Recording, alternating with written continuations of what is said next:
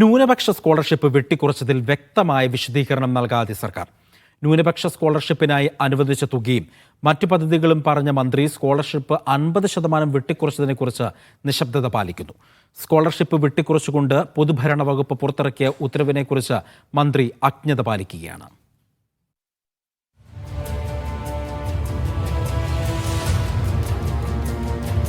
പൊതുഭരണ വകുപ്പ് ജനുവരി 16 പുറത്തിറക്കിയ 165/2025 എന്ന ഉത്തരവാണിത്. ന്യൂനപക്ഷ വകുപ്പിൽ ഭരണാനുമതി നൽകിയ പദ്ധതികളുടെ തുക 50% കുറച്ചുകൊണ്ടുള്ള ഉത്തരവാണെന്ന് ഇതിൽ വ്യക്തമാക്കിയിട്ടുണ്ട്. ജോസഫ് മുണ്ടശ്ശേരി സ്കോളർഷിപ്പ് തുടങ്ങി 50% ഫണ്ട് വെട്ടിക്കുറച്ച 9 പദ്ധതികളുടെ പേരും കുറച്ച തുകയും വ്യക്തമായി ഇതിൽ പറയുന്നുണ്ട്. മീഡിയ വൺ പുറത്തുവിട്ട ഈ വാർത്തയുടെ വിശദീകരണമായി ന്യൂനപക്ഷ വകുപ്പ് മന്ത്രി വി അബ്ദുറഹ്മാൻ പുറത്തിറക്കിയ വാർത്താക്കുറിപ്പിൽ പക്ഷേ ഈ ഉത്തരവിനെക്കുറിച്ചോ ഫണ്ട് വെട്ടിക്കുറച്ചതിനെക്കുറിച്ചോ ഒന്നും മിണ്ടുന്നില്ല. പകരം ഈ സാമ്പത്തിക വർഷം സ്കോളർഷിപ്പിനായി 24.45 കോടി രൂപ വകയിരുത്തിയിട്ടുണ്ടെന്ന് മാത്രമാണ് പറയുന്നത്. ബജറ്റിൽ വകയിരുത്തിയ ഈ തുകയുടെ 50% വെട്ടിക്കുറച്ചത്.